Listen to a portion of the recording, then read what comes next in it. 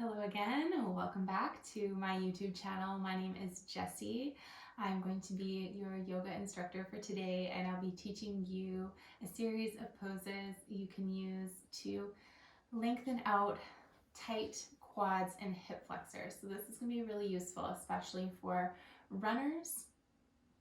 I went for a run last week and ended up doing a lot of these stretches in the following days, and it was really, really beneficial. So I hope that this was as helpful for you as it was for me. And without any further ado, we'll get started. So our first pose, we're going to come onto our hands and knees and then down onto the belly. So we're headed straight to lying down first thing in our yoga practice. Isn't that nice? So you'll come into a Sphinx pose. And to do that, you'll just move your forearms forward, slide your hands on your mat until your elbows come right underneath of your shoulders. So in Sphinx pose, let's just take a couple of breaths here. We're just easing in with a gentle back bend. Letting the legs just be heavy. The feet can be separated about as wide as your mat. Letting the belly be heavy, but keeping the chest lifted. So pressing down through the forearms, lifting through the shoulders. From here, you'll turn your left arm onto a diagonal so it can support you alone as you reach back with your right arm, bending in your right leg and grabbing that foot with the hand. So making sure your chest is still supported. You want to be really slouching down. Keep it lifted, and you can start to gently bring that foot in towards your glutes. So it might not make it all the way there, and that's okay. Just bring it in as much as you can.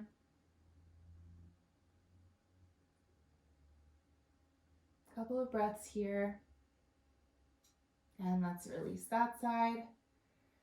Replacing the left hand with the right one in that same position.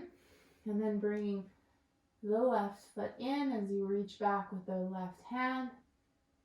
Just getting used to that feeling there before we start to bring the foot in towards the bum.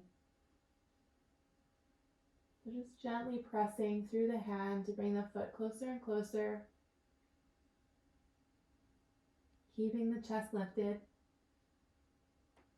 Couple more breaths. And then release. If you want to really stretch out muscles that are already tight, then we do need to take a little bit longer with them. Cobra is another great pose for the hip flexors. So you can come down. We'll practice Cobra 3 times here before we get going. So bring the hands to right underneath of your shoulders. We'll inhale, come up, lifting, pushing the floor away. So pressing down through the hands to lift up through the chest, gazing forward, chest comes forward, and then exhaling down. Inhale up, keeping the elbows in, shoulders back and down. Exhale. One more. Inhale. Exhale down. Press the floor away. You can start to come onto hands and knees, bringing ourselves to child's pose here for a moment. So sitting back towards the heels with the hips, and then we'll walk the hands forward. Knees are wide. Coming down towards the floor. So this is just getting a little bit more of the back of our body involved with the stretch. You'll feel your hips stretching here as you sit back, and your chest, shoulders opening as you reach forward and let the chest sink down.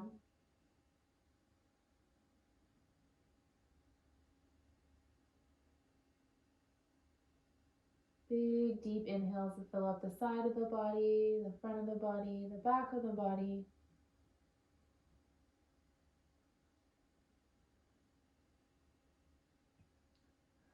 And then coming up onto hands and knees here. Bringing the knees in a little bit closer towards each other. And we'll bring the right leg around forward for a low lunge. So you can just swing the leg slightly out to the side and around to the front, whatever works for you. And then getting into your low lunge position in a way that feels comfortable for you. So you might widen the stance a little bit more by sliding your knee back or your foot forward until you come into a good stretch. You'll feel the stretch in this right hip, but you should feel even more of a stretch through the hip flexor on the left hand side. But it does depend where you're holding tension and tightness, and everybody is different. Just getting settled in the pose here before we add on. We'll inhale and start to draw the hands up onto the top of the leg, interlacing through the fingers.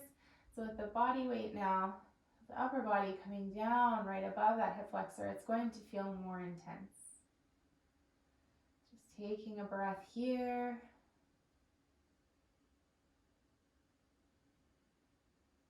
A few breaths, not just one breath. And then you can bring the hands back down to the floor. Let's rock back into a half split. So just taking the hips directly back, stretching out through the front leg as you slightly fold forward over that leg.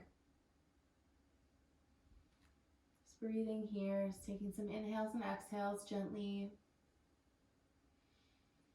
Bringing yourself a little bit lower if you can with every exhale. And this front knee might stay a little bit bent, that's totally fine. Inhale, come forward.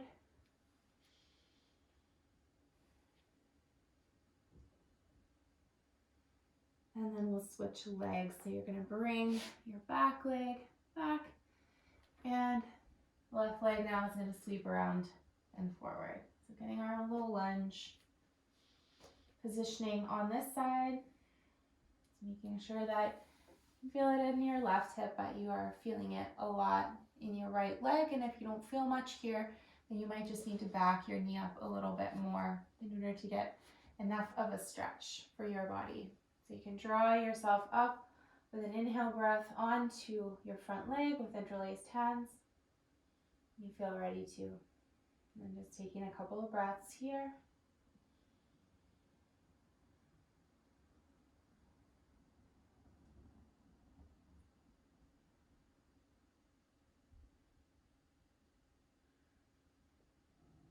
Draw those hands back down onto the floor again. So half split, we'll draw the hips straight back, nice and slowly. There's no rush. Take your time as you extend out through the front leg. Again, it doesn't have to be completely straight here. You can keep a bit of a bend in the knee.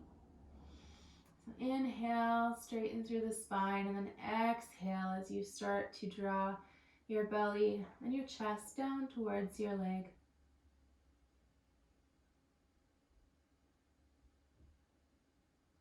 Inhale, drawing the chest and the top of the head forward. Exhale, a little fold. And then you can lean forward and come out of that pose back towards a low lunge. We'll take ourselves forward by stepping the back leg forward. So you'll lift the knee and step into a forward fold here. So forward fold's really great for the backs of the legs especially, which also need a stretch after a good run or a walk or a hike. Letting your upper body come down to rest onto the upper thighs by bending through the knees as much as you need to. You can keep your feet at about hip width apart, or you can take them a little wider. Your hands can be on your shins or ankles. You might rest them on the floor, or you can grab for opposite elbows with the hands, creating a little weight to draw you forward a little bit more. Just using that gravity, pulling you down, opening up through the hips and the low back and the hamstrings. Inhale to find halfway lift. Hands come to the fronts of the calves. head forward, and then exhale down. Take your toes out to the sides, heels in as you start to sit back and down, finding a little yogi squat here. So this is a great one for opening up through the hips on all sides. One of the deepest hip opening poses that's still accessible to a lot of people, not everyone. So if you're having a hard time sitting all the way back and down and getting into this position, then that's totally fine. You can go back into the forward fold that we were just doing, or practice any other pose that you know that works for your body. A little bit of movement side to side here if you are in the yogi squat, just allowing the hips to open up, all those different angles. And then placing the hands down in front of you. We're going to step back into downward facing dog. So just bringing the feet back behind you. Maybe you want to bend through the knees a little bit as you press through the hands, really sending the heels back and down. From here, we'll move into pigeon. So bringing the right knee forward, and you're going to bring that knee towards the elbow and then down just behind the wrist on the mat. So as you slide your back leg back, your hips will lower somewhat, and you can come into this pigeon posture. So again, you might be sitting up a little higher in this pose, and that's totally fine if your hips are lifted by a few inches. Getting as low as you can in your pigeon. We're going to come into sleeping pigeon variation by coming forward onto the forearms. This will take a little bit of the intensity off of the pose for these first couple minutes. Just taking some deep breaths here.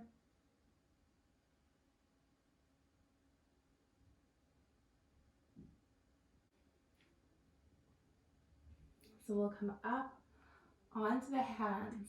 Now we'll start to add on to our pigeon pose. So I've not taught this in a previous video before. This is a new one. So just like we did in our Sphinx pose, we're going to reach back, the left hand, kicking in by bending through that left knee. See if you can reach back with your foot. Can you move? Go lay down. If you're able to reach back for that foot, you can do the same thing. You can start to draw it in closer. The more you do that, the more you're going to open through your quad and your hip flexor on that left side. So you don't have to pull in super far. You definitely don't want to force anything here. And then release. And coming back onto the hands, you can shift your back knee forward, your front knee back, and come back into downward facing dog again. Pressing back with the hips, pressing through the hands, dropping back the heels, bending through the knees a little bit here as well. This time we'll draw the left leg forward, bringing the knee towards the elbow and then down just behind the wrist. So your shin is on a little bit of an angle here, and the more that you can bring your shin forward, the more of a hip opening you'll get. My hips don't really move that way, but if yours do, you can certainly try to change the angle of the front leg. So once you've found a comfortable pigeon pose for your body, you can start to come down onto the forearms again, just like we did on the other side. We'll be holding here for a couple of breaths, and then we'll get a chance to practice that reach back, called the mermaid variation. We're working towards mermaid anyway. Couple more deep breaths here, so we don't want to rush our pigeon and try to do any modifications that we're not quite warmed up enough for. So you want to practice the basic version of the pose first. Now that we've spent a few seconds here, we can start to move our way back onto the hands.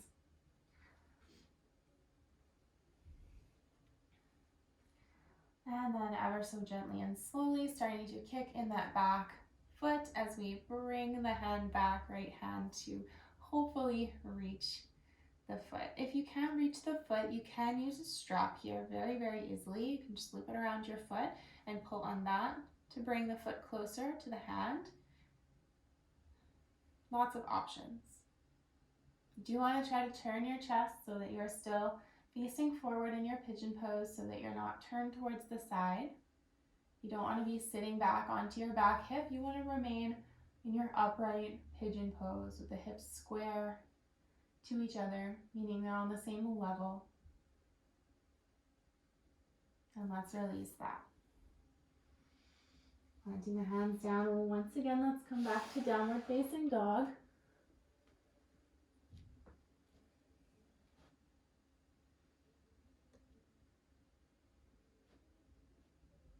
Let's come back down onto the knees here, and then right onto the belly. So right back where we started from again here. So we have 2 more poses that I wanted to go through with you guys, so I'm keeping this video quite short today. We'll practice our half frog pose. So to do half frog pose from lying on the belly here, we're going to start to bring the right knee around to the side so that your leg is at about a 90-degree angle, right out from the hip and then straight back from the knee. Once you have your leg in that position, you'll recenter yourself so you're flat on the floor through the front of the body. And you can rest your head down on your hands or on your mat. So this is a very subtle one, but if you are tight through your hip flexors and your inner groin muscles, then you will feel this one.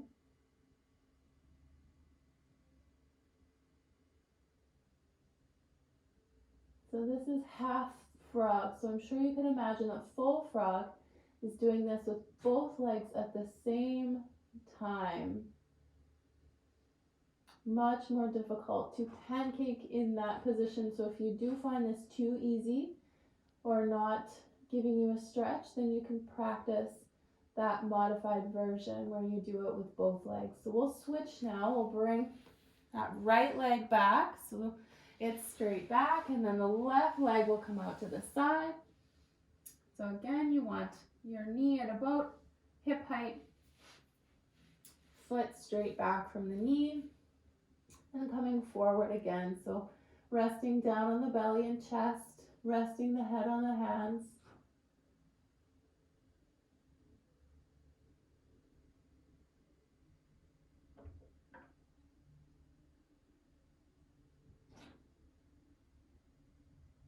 Inhaling and exhaling a couple more times here.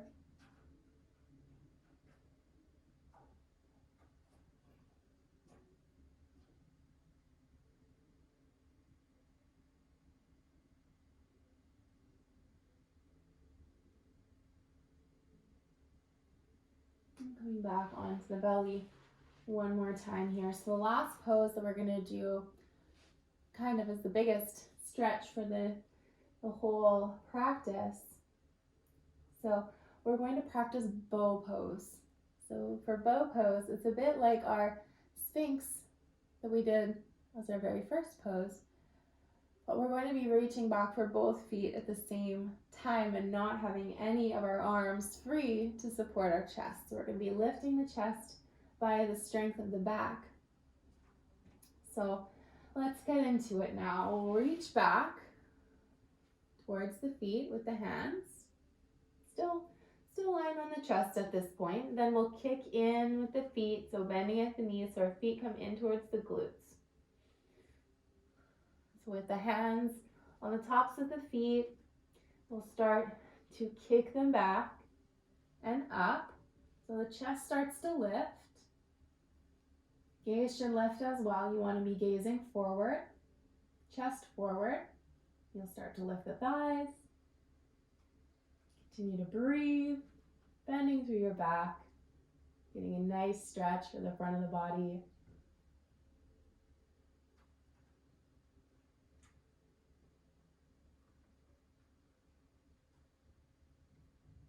And release. Letting your body come down. Maybe you want to wiggle your hips from side to side a little bit here. Going back up, I know I said that was the last one, but I think we'll just do one more pose. So bear with me. Let's do half hero pose. So hero pose,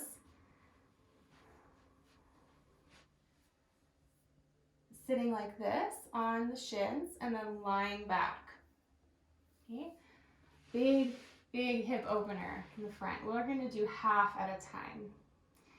So you actually want to sit so that your hips are down on the floor in between your feet rather than being seated right on the heels. So you'll bring your one leg out in front of you with your other leg tucked back. So I'm keeping my left leg tucked here. And then you'll start to make your way gently onto your forearms. And if you feel that you're okay on your forearms, you'll start to lie back all the way onto your back.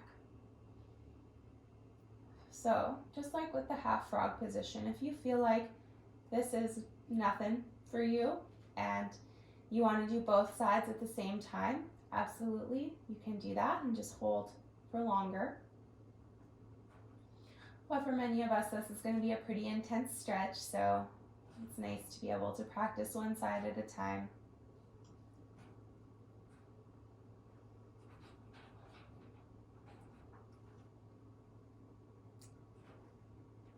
If you're hearing any weird noise, it's because a bird or squirrel is having a fight with my air conditioner at the moment.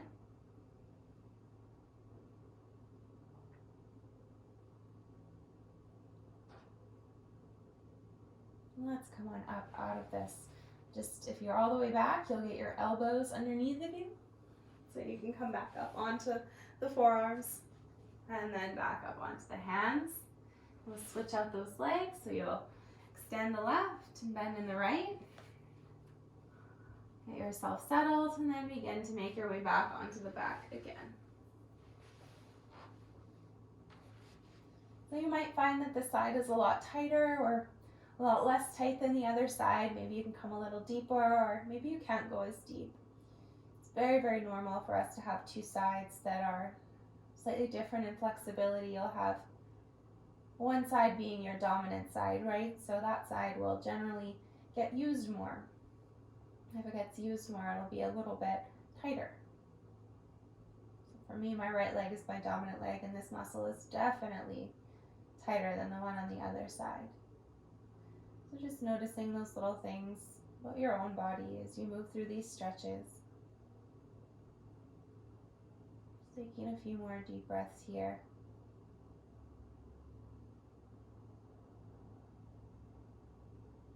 You can release that other leg, so you'll be right flat on your back now, getting into a little shavasana if you have an extra minute or two that you can spend on your back.